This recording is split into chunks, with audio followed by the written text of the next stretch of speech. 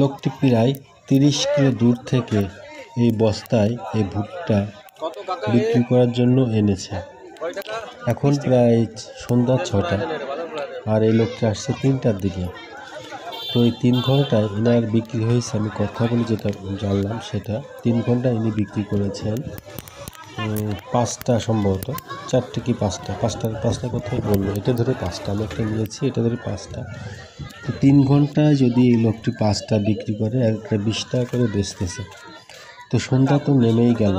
এরপরে উনি কী পরিমাণে বা বেচতে পারেন? আসলে মানুষের জীবন না খুবই বিচিত্র।